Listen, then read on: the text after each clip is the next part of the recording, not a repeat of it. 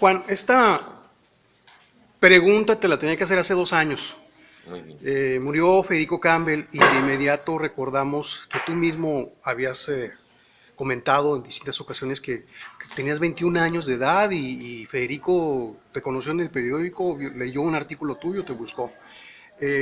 Pues han pasado 2 años, pero de todos modos la pregunta o el comentario aquí en Tijuana sigue vigente. ¿Qué significa para ti la figura de Federico aún después de muerto y ya valorando toda su obra y toda la productividad que tuvo?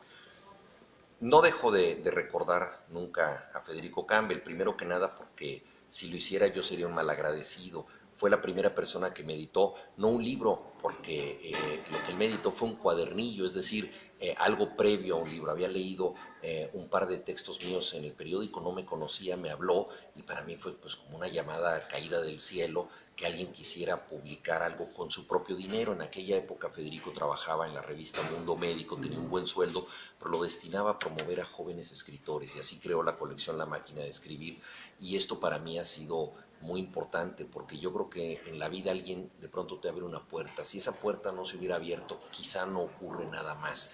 Quizá te frustras, dejas de hacer las cosas y para mí pues todo empezó con Federico Campbell. Por eso cuando en febrero de 2014 entré al Colegio Nacional, yo tenía muchos nervios por el discurso, estaba inseguro, dije pues necesito algo que me dé valor, un talismán, y decidí llevar en el bolsillo el cuadernillo, la plaqueta que me editó Federico, el mariscal de campo, porque dije, bueno, pues todo empezó con esto, no puedo negar la cruz de mi parroquia y si yo no hubiera publicado estos cuentos humildes, breves, con el apoyo de Federico, nada más hubiera sucedido.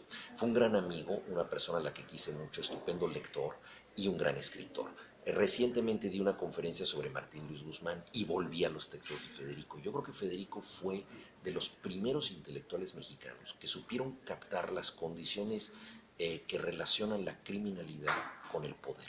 De una manera muy sutil los mecanismos intelectuales de propaganda, de alguna manera de encubrimiento que permiten que el poder se asocie a la criminalidad de una manera muchas veces indisoluble. Él ve esto, por ejemplo, en la obra de Martín Luis Guzmán, en La sombra del caudillo, cómo se fragua un Estado a partir del combate criminal entre distintas facciones. Y de ahí avanza su estudio hasta llegar al México moderno. Le interesaba mucho a Federico cruzar informaciones, el testimonio, la prensa, la ciencia. Era una persona muy versada en muchas cosas. Por ejemplo, era un gran conocedor de la fotografía, era un gran conocedor de los procesos de la memoria, entonces le interesaba también el aspecto neurológico y todo esto lo iba relacionando con sus preocupaciones centrales. Entonces cuando él escribía del poder podía analizarlo desde un punto de vista simbólico, psicológico, el uso de la imagen, la iconografía, la literatura del poder, su novela Pretexta, que trata de alguien que escribe un texto con fines políticos, ¿no? Entonces, todos estos encubrimientos, yo creo que estamos ante un maestro de los entretelones del poder. El dramaturgo Rodolfo Usigli escribió El gesticulador, que es la gran obra de teatro del fantoche político que convence con mascaradas y que siempre está simulando. Yo creo que Federico Campbell hizo algo parecido para tratar de analizar los recovecos y las entretelas de la política mexicana, que no es casual que se le haya llamado muchas veces la tenebra, porque la política mexicana muchas veces es lo que ocurre en lo oscurito, lo que no se ve, lo que no se revela. Entonces, ¿cómo llegar a ese oficio de tinieblas? ¿Cómo llegar a donde está la sombra del caudillo? Esos son los mecanismos que utilizó Federico Campos. Veía un documental del Canal 22 que se te hizo recientemente. Me llamaba la atención que hablabas de que durante 20 años tú fuiste un escritor normal, eh, hasta que ganaste un premio y poco a poco se te fue reconociendo. ¿Y qué es de este boom villoro de los últimos 20 años? Bueno, Que ahora ya no eres normal. bueno, yo no sé si alguna vez he sido realmente un escritor normal, porque eso es, la normalidad quizá es una anormalidad. Yo creo que nadie es del todo normal y qué bueno que así sea, todos tenemos peculiaridades, pero en lo que toca a los premios, yo creo que debo pensar siempre que publiqué mi primer libro en 1980, ya como libro formal, y me dieron un primer libro, un premio literario en el año 2020 años después. México es un país donde hay muchos premios regionales para obra joven, para obra publicada, etcétera. Yo no participaba en concursos, tampoco participo ahora en concursos, y simplemente pues dije, bueno, igual no está en mi estrella ganar un premio, pero lo importante es que en esos 20 años yo pude seguir escribiendo, haciendo mi trabajo. No tenía muchos lectores porque no era un bestseller, pero me demostró que lo que a mí me gusta es mi vocación.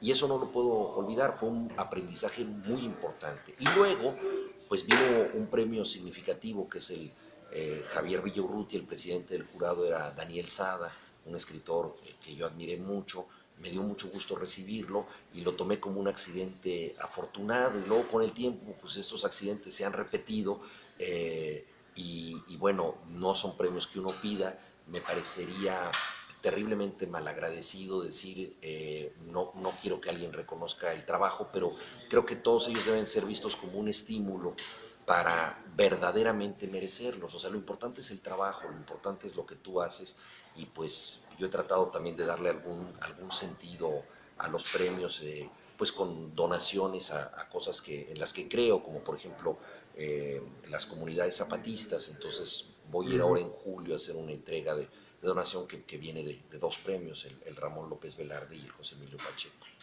Este fin de semana sucedió algo que me produjo un déjà vu.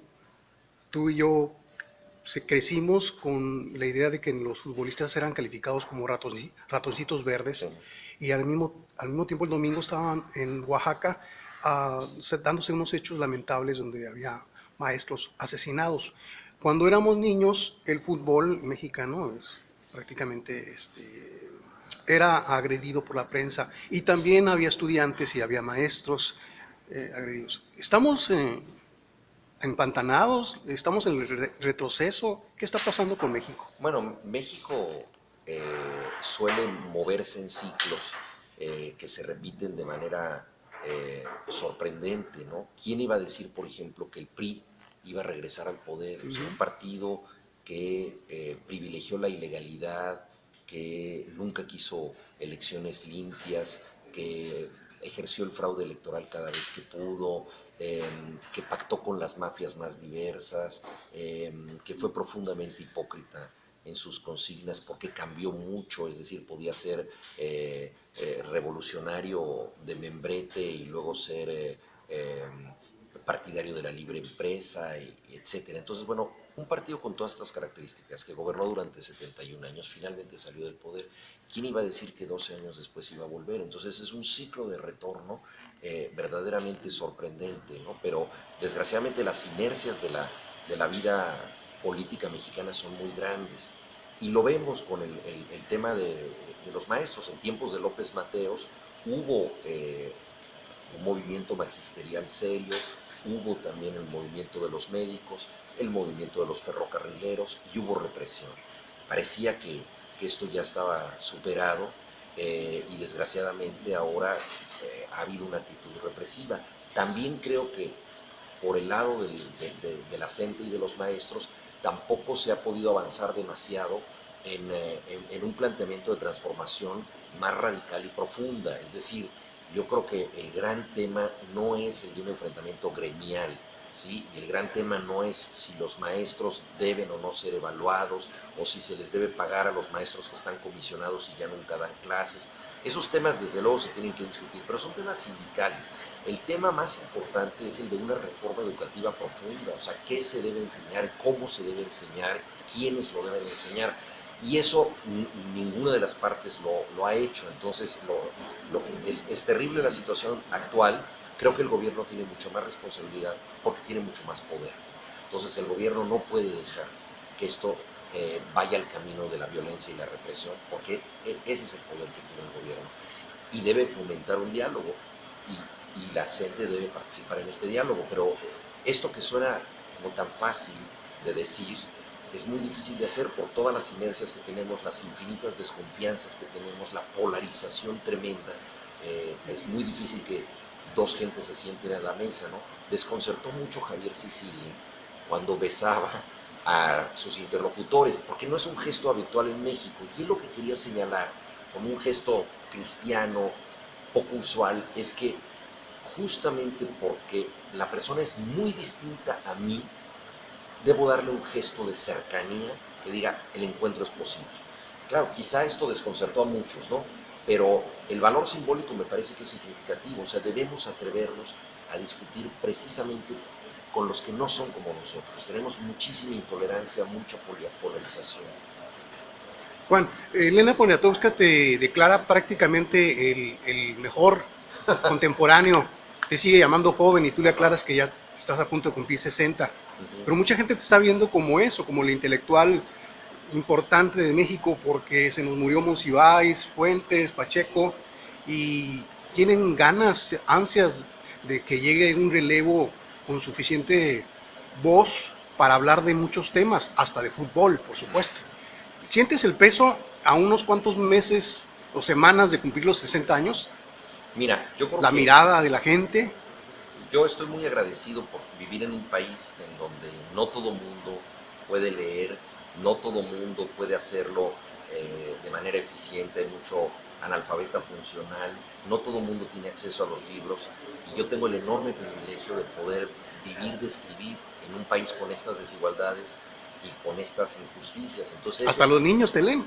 los niños también, yo creo que es algo que debemos nosotros hacer también para acercarnos a la literatura. Yo nunca tuve libros que me cautivaran de niño, no fui un lector infantil y siempre pienso en algunos libros que hubiera querido leer y bueno, también escribo para niños, pero ya eso es un privilegio enorme. Ahora, la repercusión que uno tiene, a mí me preocuparía mucho decir, yo voy a escribir un libro para que la gente eh, lo lea de manera masiva. O sea, voy a pensar en un libro que tenga un éxito de público. Yo creo que eso hay escritores que lo hacen y lo saben hacer, los autores de bestsellers. Yo no puedo hacer eso. Entonces, con los años, las consecuencias de lo que yo he escrito, pues me regresan casi siempre con el favor de los lectores o de gente que espera algo de mí, para mí muchas veces en forma inesperada. Pero yo no creo tener un papel especial, sinceramente. O sea, yo creo que soy uno de los muchos escritores que hay en México. Hay voces maravillosas. En este espectáculo que traemos aquí de Mientras nos dure el 20, leo textos de otros autores con la misma pasión como si fueran míos. Me la paso escribiendo de otras gentes y no sé, yo creo que debo desentenderme bastante de mí mismo. O sea, yo creo que es horrible estar muy centrado. Por ejemplo, no entiendo que alguien tenga una alerta de Google sobre sí mismo. No lo entiendo. Tengo amigos que incluso tienen alertas sobre otras personas, no solo sobre sí mismos. A mí me parece que es como una cuestión persecutoria de estar teniendo siempre una autorreferencia, ¿no? Yo creo que, como dicen los budistas, el punto más alto de la sabiduría es el olvido de uno mismo. No pensar tanto en ti y luego lo que venga de respuesta, pues hay que darle la bienvenida, bueno o malo, porque hay que aceptar las consecuencias de lo que uno hace. Entonces trato de no preocuparme mucho de alguna misión que yo pudiera tener y lo que trato es de divertirme, de echar relajo, de tratar, compartir mis entusiasmos, ¿no? Compartir mis entusiasmos es lo que diría que es lo que más me interesa. Finalmente, ¿este espectáculo te permite ser como un cantante, como un alter ego, como un Saúl Hernández de Caifanes? No, para nada. Yo, como buen fanático de rock, admiro muchísimo a los cantantes y obviamente soy un músico de rock frustrado. Yo toqué la guitarra en varios grupos, todos ellos muy malos. Nunca tuve una guitarra eléctrica, siempre fue una guitarra acústica.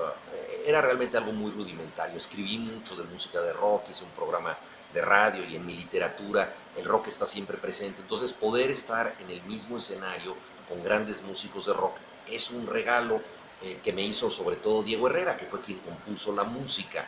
Ahora, para mí es algo sobredimensionado porque estamos en un auditorio pues mucho más grande que el de una sala de conferencias, pero para ellos, que suelen tocar en el Foro Sol, en Vive Latino, ante 70,000 personas, es una cosa casi íntima. Entonces, para ellos es una cuestión totalmente de cámara. Pero el objetivo central no es pretender que, que yo puedo ser miembro de un grupo de rock, sino dialogar con un grupo de rock. O sea, yo no Me aprendí los textos de memoria, no hay nada teatral de mi parte, no rapeo, ni mucho menos canto, para fortuna de la gente.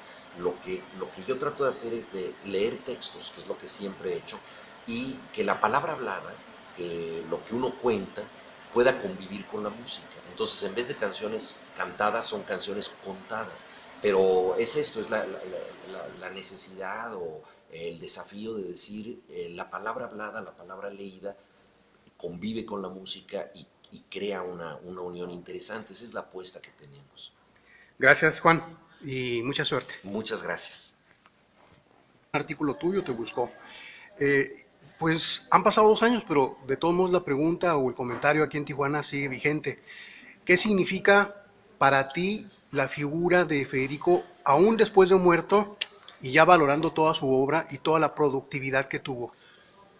No dejó de una llamada caída del cielo que alguien quisiera publicar algo con su propio dinero. En aquella época Federico trabajaba en la revista Mundo Médico, tenía un buen sueldo, pero lo destinaba a promover a jóvenes escritores y así creó la colección La Máquina de Escribir.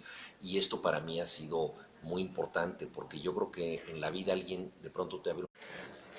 Juan, esta pregunta te la tenía que hacer hace 2 años.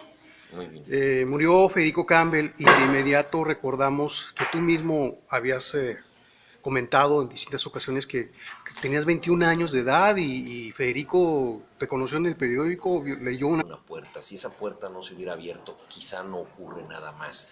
Quizá te frustras, dejas de hacer las cosas y para mí pues todo empezó con Federico Campbell. Por eso cuando en febrero de 2014 entré al Colegio Nacional, yo tenía muchos nervios por el discurso, estaba inseguro de recordar nunca a Federico Campbell. Primero que nada porque si lo hiciera yo sería un malagradecido. Fue la primera persona que me editó, no un libro, porque lo que él me editó fue un cuadernillo, es decir, algo previo a un libro. Había leído un par de textos míos en el periódico, no me conocía, me habló y para mí fue pues